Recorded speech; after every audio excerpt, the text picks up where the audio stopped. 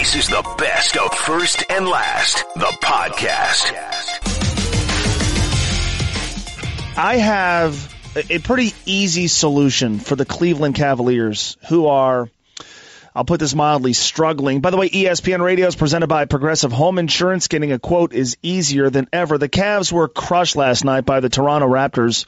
133-99, the most ever points scored against a LeBron James team in regulation during his awesome NBA career. The Cavs have been miserable on defense recently. They've now given up 387 points over their last 3 games. They've lost 6 of 8, 7 of 10. Their offensive issues amplified the defensive struggles. Isaiah Thomas has been miserable recently. He missed his first 11 shots last night. Kevin Love, who went 1 for 7 against Minnesota when they were beaten down on Monday, went just 2 for 8 last night. Thomas finished 2 for 15. J.R. Smith, non-factor, 0 for 5. He was 0 for 7 against Minnesota. And the Cleveland bench last night was outscored by Toronto 76-48. By the way, you know who didn't play for the Raptors last night? Kyle Lowry and Serge Ibaka. So they're without 2 of their big 3, and yet they still beat the prohibitive favorites in the Eastern Conference, the 3-time conference champion Cavs, by 34 points.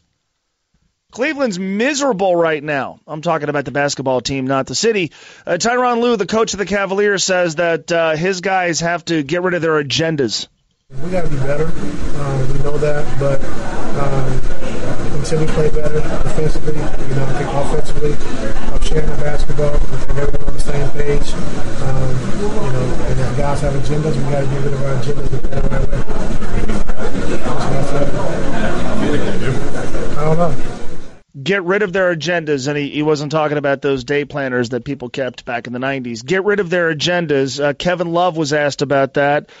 He said, quote, "If there are agendas, I don't see it." Channing Frye said, "This is meant to be a wake-up call. My bags have been half-packed since I got here. This has to be a championship group. We've got to understand if we're not helping move everything in a championship direction, there could be changes." LeBron James spoke after the game and said, talked about, the team once again going through a miserable stretch. We're just in a funk. We're in a funk. Once again, we're back to the beginning of the season, and we just got to find a way to get out of it, and it's going to just start with us and everybody just getting back to what we're doing. We're playing good ball, but it's so fragile, and I don't know where, kind of went wrong or what happened. It kind of the switch went back, but we got to try to pick it back up and find it. That's LeBron after the game last night. Isaiah Thomas says the team has to play harder, has to play with a sense of urgency, put your pride aside. The Cavaliers were out-rebounded 63-35 last night. The numbers are just staggering for a team as great as the Cavs are supposed to be, giving up 127 points or more for a third consecutive game. Agendas. Tyronn Lue says the Cavs have to get rid of their personal agendas. Dave McMenamin, ESPN NBA Cavs reporter, was on the 11 p.m. Sports Center with Steve Levy last night. He says that Lue's got to make some personnel decisions. You have to wonder if he does bench a player, someone like J.R. Smith, for instance, who's been such a big part of this team over the last several years, getting to the NBA Finals. Will he lose him completely mentally, and will he be able to give him something more down the line? And these are the type of kind of personnel equations that Tyronn Lue is trying to balance out right now. And if you study his rotations in the past, he's always liked to make a change when the team was doing well, rather than make a change when it's struggling, so that individual player who would have a role change to avoid him being pointed as the real root of the problem and try to save face that way. But you'll have to wonder if this skid continues, if he won't be able to have the patience to wait for that bright, sunny side before he would make a move. That's Dave McMenamin from Toronto last night. Cavs blown out north of the border 133-99. First and last on ESPN Radio and the ESPN app. Mo Egger in for Mike Golick Jr. The Cavs, and I'll give you one more number, one more stat, if you will, and I've beaten you over the head with a bunch. They got off to a slow start this year, 5-7 in their first 12 games. During that stretch, the Cavs were last in the NBA in defensive efficiency. Their next 21 games, they went on that awesome 19-2 run, right?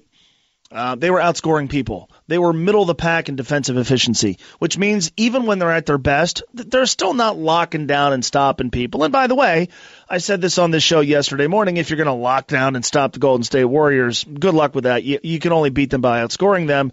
The problem is, in this funk they've gone through now, 2-6 in their last 8, back to being last in the NBA in defensive efficiency. And so there's a couple of things here. Number one, and LeBron James said, we just got to figure it out. This happens at times. They've gone through their sort of regular season funk before and rebounded and made the NBA Finals. And maybe that's just what this is. It's the dog days of the season. It's January. The season's 3 months old. There's still about 3 months left in the regular season. Excuse me. And obviously this club has bigger fish to fry, larger goals. This, maybe you could argue, is going to happen, especially for a team that has a lot of moving parts, trying to integrate Isaiah Thomas, still trying to find the right combinations with guys who were in Cavaliers last year, and so maybe that's a problem. There's also the age thing. And with age, LeBron's 33, J.R. Smith is 32, Dwayne Wade's 36, Kyle Korver, who I think is the third most important Cavalier, is 36 years old, Channing Frye, we talked about him, he's 34 years old. Sometimes with age comes staleness, and I think there is, even though there's like a lot of guys who weren't there last year, with age can come staleness, and with age can come some selfishness, because we're talking about a lot of guys who have accomplished some team things before. They've done a lot in this league, and so now, all right, they can kind of put the stuff they've done together behind them, and they've got their own thing moving forward. Maybe that's part of what Tyronn Lue is talking about when it comes to their agendas. But to me, there's one thing that stands out more so than age, more so than just some of the numbers I threw at you, more so than just the fact that the Cavaliers have often gone through kind of a mid-season lull before. They don't practice. In fact, during one 5-week stretch earlier this season, the Cavs practiced 3 times. Now, the NBA schedule is different, right? We don't have as many back-to-backs, right? We don't have as many 4 games in 5 days. They've stretched out the season to eliminate that. And so what you do have are a lot more 2 games in 3-night situations or 3 games in 5-night situations. In those gaps between games, the Cavaliers are often not practicing. Now, they had a film session in Toronto the other night, and Tyronn Lue and some of the players raved about how well it went, but this is a team that doesn't practice. In fact, I was reading a story in the Cleveland paper before the show talking about how infrequently they practice, and so this is going to sound really painfully obvious. This is going to sound maybe overly simplistic. I'm sure it's more nuanced than that, but how about maybe occasionally, holding a practice? Novel concept. I mean, I get novel idea. Basketball team should actually conduct a practice. But seriously, Isaiah Thomas is just getting back. He's not even close to back to form. We talk all the time about things like chemistry and all of this is having to be, sort of blended together on the fly. Right? And again, they're an older team, so, you don't want to go on them as hard. I understand that. They're an older team, and so to an extent, you can kind of trust some of these guys to figure it out on the fly. And I understand some of these games are basically going to be practice for the Cavaliers because they're going to be in the playoffs. They're still going to be a top 3 seed. They're still going to be the favorite in the East. And so the regular season games are essentially practice, but they're losing them.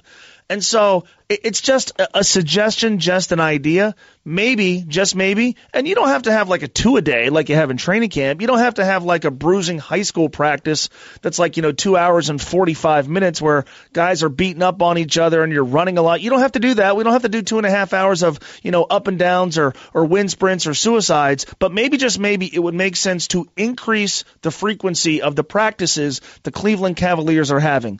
It's just an idea. I'll throw it up against the wall. You can tell me why I'm wrong. First and last on ESPN Radio and the ESPN app. It just seems to me like if you're getting blown out in regular season games, and again, they've not been competitive this week. They've been atrocious on defense. They're getting beaten by teams that aren't playing their best guys. They're a defensive sieve. LeBron's not passing the ball. The offense is stopping. LeBron James over the last couple of games offensively has looked a lot like Carmelo Anthony, where he gets it and the ball and the offense stops. Maybe that can be rectified in regular season games. Maybe that can be rectified in film sessions. But maybe, just maybe, you try to, actually have like a practice where, you go shirts versus skins or something like that. They practice very infrequently. Maybe, just maybe, they should practice more often. I know it's kind of a simple concept. Maybe I'm overly simplifying it. but it's one that if I was Tyronn Lue, I would at least consider. First and Last, the podcast. First and Last, the podcast. Alabama football is a lot of things. But there's one thing, especially in the offseason, really only in the offseason, there's one thing they never are in the offseason. I'll tell you what that is coming up in 1 minute. I thought this was cool, though. So in the aftermath of the national title game on Monday night, Jalen Hurts was lauded for how he handled being benched. At halftime of that game, he was active on the sidelines. He was encouraging his understudy. He was very classy after the game, and yet still facing some criticism for the way he played. A lot of people just sort of willing to usher him out, talking about how they could see it coming, that he wasn't going to play all that well, and sort of ignoring the fact that Jalen Hurts was, last year, the SEC's Offensive Player of the Year. Last year made one of the most critical plays in a national title game that Alabama came this close to winning. And coming into the title game was 25-2 as a starter. A guy dynamic with his legs, a guy who's made every big play that team has needed him to make for 2 years, that unfortunately for him and for Alabama simply didn't play well on Monday night, causing Nick Saban to turn things over to Tua Tagovailoa. So Tagovailoa tweets yesterday a picture of him and Jalen Hurts celebrating after the national title game. He wrote, quote, "Tired of people not appreciating the fact that it's this man that led us to the national championship. And for all the fans that are against Jalen, you against me too. You either with us or against us. Love you too. Hashtag big bro, little bro at Jalen Hurts." Jalen responded by saying, "Love you too, little bro. Proud of you. Hashtag national champion." So there you go. So support for each other, which is really, really good. But now as we look ahead to the offseason, Alabama has a little bit of a quarterback quandary. To talk about that, here's Andy Staples from SI and the Paul Feinbaum Show. There'll be plenty of teams that are going to say, listen, we want you to come start for us. And I think the way he handled that situation the other night only increased that number, because every coach is watching that going, man, I'd love to have that guy on my team. So I think it's a case where, yes, you can stay at Alabama and you know you're one unfortunate snap away from being the guy, but he can be the guy almost anywhere else too. So if it looks like it's leaning very heavily one way, it makes sense for that guy to just go, and then he sits out a year and he gets two to play. Yeah, this isn't a situation where, there's just a year to go. We're not talking about graduate transfers here. Like, these guys both have options. And so for me, this is the most interesting college football storyline of the offseason. And think about where we normally are with Alabama, right? Alabama typically wins the championship or plays for the championship or comes close to playing for the championship. But more often than not, over the last 9 years, they've won the championship. And we write and say a whole bunch of new things about Nick Saban and the process. And then, we hear about Saban's 24-hour rule. And someone talks about how, man, Saban barely enjoyed it. He was back at work, a day later, just ready to move on to the next challenge, next team, next season. And then we forget about Alabama until the season begins. Now, we don't really forget about them, but there's rarely any offseason drama. There's rarely any, transcendent, far-reaching positional battle. There's rarely anything, frankly, interesting. Now, if you're an Alabama fan, you're shaking your head, and I get it, because you're, immersed all things Alabama football 365 days a year. If you live in Alabama, I get it. Alabama football, where, you're breaking down, who the third-string guard is going to be, and, some of the lower-level, position battles in spring ball and during the summer. That might be really interesting to you, but to the average college football fan, typically Alabama wins, and then we just revisit them in late August, and maybe we watch a story about Nick Saban's lake house, and that's pretty much it. This offseason, Alabama has the most interesting thing in the sport, a quarterback situation, a quarterback battle. I'm not even sure I'd come close to calling it a quarterback controversy, but who the starting quarterback for the Alabama Crimson Tide is going to be in 2018 and how Nick Saban handles both guys if both guys are there, that's the most interesting storyline in college football heading into the offseason right now, right? First and Last on ESPN Radio and the ESPN app. Mo Egger in for Mike Golick Jr. because, there's some interesting stuff. There's a lot of schools, Louisville, Lamar Jackson, UCLA, Josh Rosen, Sam Darnold, USC, situations at Oklahoma State, obviously Baker Mayfield at Oklahoma. So, all right, there's some college football mainstays, some guys that we've gotten used to talking about and watching over the last couple of years, and now their schools are all, moving on to new quarterbacks. Okay, worth paying attention to, certainly interesting. I think anytime Chip Kelly's involved in college football, you put him at UCLA, the implementation of his system, how that progresses throughout the course of the offseason, what their spring ball looks like, interesting. Lane Kiffin's Twitter account, always interesting, whether it's the offseason or during the season. Aside from that, it's Alabama's quarterback situation. And not just because you're deciding between two guys, both of whom have merit, where over here you have Jalen Hurts, 25-2. I guess we would still say he's 26-2 because he did start that game on Monday night, and Alabama did win it. And then over here, Tua Tagovailoa, who was awesome in the national championship game and made one of the greatest throws in college football history. You're going to have an intriguing quarterback battle, but not just an intriguing battle, intriguing fallout. Because, well, could they play two guys? Could they rotate snaps? I can't imagine Nick Saban doing something like that, but I also wouldn't discount Nick Saban doing anything. He's a pretty forward-thinking coach, as rigid and old school as he might be. Do they do that? Do they defer to Hurts's experience? Does Saban not want to, bench his guy because he just played, a poor half of a game? Does he fall in love with what he saw from Tagovailoa in the second half and overtime of the national championship game? Does the loser of a quarterback battle transfer? Do both guys go to spring ball and have the gig, in their sights, and then it becomes crystal clear that one guy's going to get it over the other, and so the other guy with time to spare decides after spring ball, but well before the semester ends and well before fall practice begins, that he's going to transfer somewhere else? Where does that player transfer to? Like all of these, I don't know the answer to these questions. But now Alabama football, which typically the offseason's just, all right, we check in on signing day, and that dynamic has changed because we have the early signing period now, and we see that Alabama's among, the top 2 or 3 teams in college football when it comes to recruiting rankings. But, for the most part, there hasn't been a positional battle that's mattered to everybody. There have been position battles. They matter to Alabama fans. They matter to Paul Feinbaum Show listeners. They matter on sports talk radio in places like Birmingham and Tuscaloosa and Huntsville. But for most college football fans, who cares? Now, this is, in some respects, kind of like Ohio State a couple of years ago, where you had Cardale Jones, you had Braxton Miller, and you had J.T. Barrett. Cardale Jones, if you remember, came from nowhere, beat Wisconsin in the Big Ten title game, beat Alabama in the college football playoff semifinal game, and then beat Oregon in the national title game. They still brought back Braxton Miller. They still brought back J.T. Barrett, whose career just ended at Ohio State a couple of weeks ago. And so, to me, like Urban Meyer controlled the Heisman frontrunner thing. Urban Meyer controlled all the stories that were going to be written at the beginning of the year about who the Heisman frontrunner was going to be based on who he decided to play quarterback. Now, ultimately, Braxton Miller decided to change positions. Cardale Jones came back to school. The rest is history. Ohio State ended up going 12-1, and it was kind of a disappointing season because they didn't win any kind of title. They didn't win a Big Ten championship. They didn't win a national championship, but that was the biggest offseason storyline. Alabama's essentially where Urban Meyer was a couple of years ago, albeit with one less guy.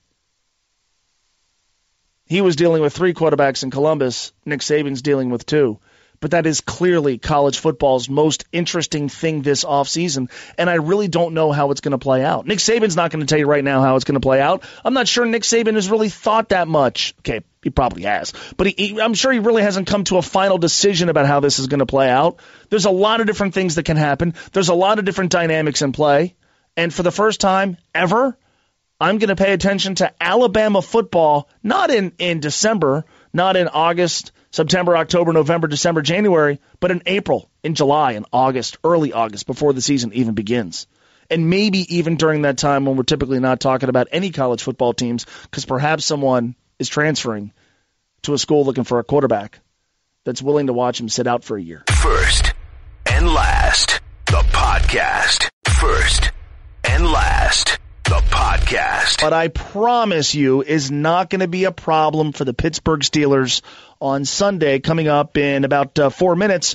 But it's NFL divisional playoff weekend, or as I prefer, NFL conference semifinal weekend. I don't know why we just can't call them the conference semifinals. Best weekend in football, 2 games Saturday, 2 games on Sunday. I'm excited for all these games. I think 3 of them could be kind of fun. From a gambling perspective, I got to be honest with you, I don't love any of them. My first thought was when Atlanta went to LA and won, it's like, all right, Falcons are going to go to Philadelphia and play Nick Foles. Boy, that's going to be hard. They're going to be slight favorites, but not a huge favorite. I'll lay some points and be okay. And then middle of the week, it kind of felt like I started to overthink things like, well, the top seed is getting points at home, and Nick Foles has had a couple of weeks. Look, Nick Foles has an 8-8 record in his last 16 starts, 14 touchdowns, 13 interceptions, 72.6 passer rating. Now, those have all been spread out over 4 seasons. That's different coaches, obviously different teammates. It's different teams. But that includes a bad 2-6 record against playoff teams. Let's not overthink this. It's Nick Foles. It's Nick Foles. And it's a Philadelphia defense that quite frankly, hasn't been as good down the stretch, especially against good quarterbacks, as you think. Before they rested their starters in the final game of the season against the Cowboys, the Eagles played 3 times against starting quarterbacks who finished among the top 10 in total QBR.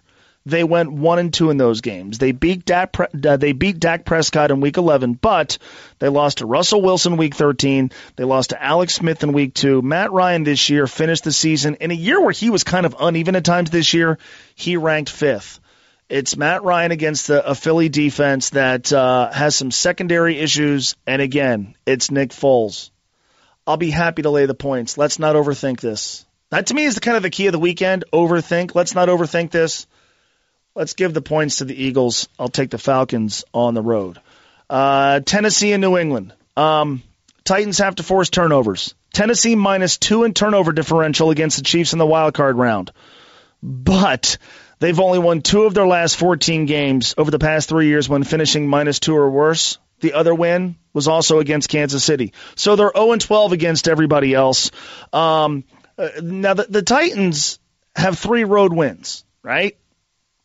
Their road wins came against Deshaun Kaiser and the Browns, Jacoby Brissett and the Colts, and Blake Bortles.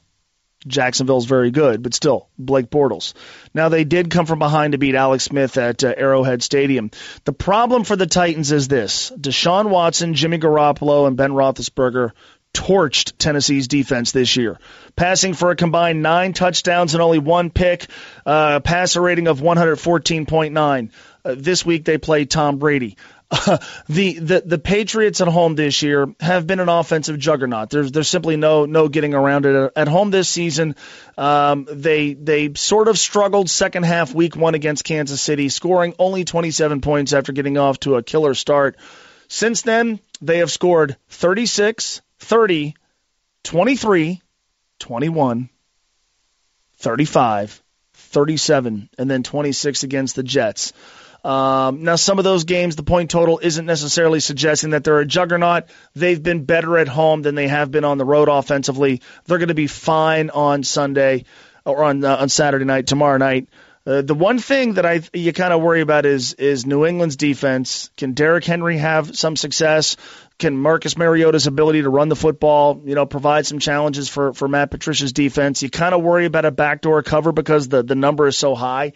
I don't love laying 13 points, but if you're telling me that a New England team with 2 weeks to prep, with everything hanging over the organization, with a team that is petty enough to rally around something like the Seth Wickersham article, the greatest coach-quarterback combination of all time, a home game against Marcus Mariota and Mike Mularkey, I'll take the Patriots.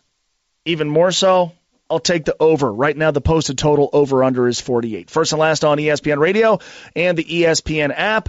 Early game on Sunday is going to be Pittsburgh hosting Jacksonville. Now, one thing that's going to kind of loom over this game is going to be the health of Antonio Brown. He's provided some controversial moments this season. Another thing that could loom over this game, I guess, to an extent, would be Le'Veon Bell. Here's Jeremy Fowler, who covers the Steelers for ESPN and ESPN.com on the SC6 show, talking with Le'Veon Bell, who says, well, if the Steelers franchise tag him next year, he'd rather retire. What's the locker room, what's the organization saying about these comments from Le'Veon Bell made exclusively to you? Well, I haven't heard anything from the organization yet, Mike, because I actually just spoke with Bell today at his locker before practice, and it happened pretty quickly and organically. I was just really trying to find out what's 2018 going to be like for you. So it wasn't like Bell stood up and made some sort of declarative statement, this is what I want for the future to try to be a playoff distraction. It was really just him being honest, and he's always been honest with me in the past, so I did appreciate him just really saying, look, this is where my life's at right now. I'm good with my money. I have money stashed away. I'm good with my family, and really, I love football, but I don't need it. So if I'm forced to walk away, it's going to be all about value. And he told me this is significant. It's all about precedent more so than just getting a few extra dollars next year, because he's thinking about Todd Gurley, Ezekiel Elliott, Melvin Gordon, guys coming up. He's saying if I took a bum deal that other running backs have taken in the past because of the diminishing of that position in particular, then I'm doing a disservice to those guys. So I asked him several times, are you sure about this? He said, yeah, I'm willing to sit out. And if I sit out 2018, it might be a retirement altogether. I might just not come back. Yeah, that's real benevolent of him, but I don't think they're going to take up a collection plate for him if he was to forego $14 million. But the other interesting quote I thought came from your piece was he talked about leaving a legacy that people will always remember what you did. You pointed out Barry Sanders playing 10 years versus his 5 years so far. He says I run the way I run for that reason. I feel like I want to run differently than everybody else did. I want to do things that everybody else hasn't done. Certainly one of the best two-way running backs we've seen in recent memory. So does that lead you to believe that he might be serious, that it's more about how he played it and how people appreciated it and ultimately emulated him than it is about compiling stats and obviously money? Yeah, Michael, that's a great question, because he really is a guy with grandiose plans, grandiose ideas, and he plans to follow through with them. He's told me in the past he's going for 3,000 yards a year, even 4,000, and he's actually not kidding about that. And so even during the negotiations last summer, it was rumored that he turned down a very big contract, but he just didn't think it was big enough, and he stuck to his guns. And I asked him about that. He said, people thought I was crazy when I did that. Even some teammates thought I was crazy, but my plan and my vision is working out right now. He came back, and he touched the ball more than 400 times, put up huge numbers yet again, and so he feels he's right where he wants his career to be. He just needs the Steelers to meet him on the same page. All right, so that's Jeremy Fowler, ESPN Steelers reporter. And so, like, the obvious thing here is going to be, well, they have a playoff game on Sunday. Le'Veon Bell's talking about this now. It's going to be a distraction, please. Have you paid attention to the Steelers this year? Earlier in the season, specifically, all sorts of distractions, right? Le'Veon Bell's holdout, the whole national anthem fiasco with the Steelers as a team not coming out before the game against the Bears, but one guy's out there, but not with his players in the locker room, and Mike Tomlin had to deal with that. There's Antonio Brown throwing Gatorade jugs on the sideline. Earlier in the season, Ben Roethlisberger talked about, well, maybe I don't have it anymore. The James Harrison thing at the end of the season. And every single time they've emerged better for it. Every single time they've responded. Every single time, just when you think the walls are starting to close in on the Pittsburgh Steelers, they rally. Even the way they bounce back after that really heartbreaking loss to the New England Patriots, playing so well on Christmas Day against the Houston Texans. This is a team that has overcome a lot of distractions, a lot of things that should be distractions. They haven't been. Mike Tomlin's good at that. Pittsburgh's going to be fine on Sunday. Blake Bortles is going to make a mistake. Steelers are going to cover. Yes, Jacksonville's defense is outstanding. So too is Pittsburgh's offense. They're not going to have the same type of Ben Roethlisberger performance they got against Jacksonville on October the 8th when he threw 5 picks. It's Bortles on the road against a good Steelers defense. I like Pittsburgh. I laid the points. Steelers win handily. Game of the weekend is Minnesota and New Orleans. Evenly matched. This is the thing for me. I think these are the two most complete teams in the NFC right now, including Philadelphia, including Atlanta, obviously. I'm getting Drew Brees, and I'm getting 4.5 points. Minnesota's home field advantage is incredible. Their defense is fantastic. Case Keenum is better than you think. Mike Zimmer's a great coach. I think Minnesota's going to win the game. But if you're giving me 4.5 points and Drew Brees, I'm sorry. Against a playoff opponent that's kind of a newbie, I'm getting 4.5 points and I have Drew Brees. I can't pass that up. I'll take the Saints to cover. Thank you for listening to the First and Last podcast. You can listen and subscribe to all ESPN podcasts in the Listen tab of the ESPN app. First and and Last.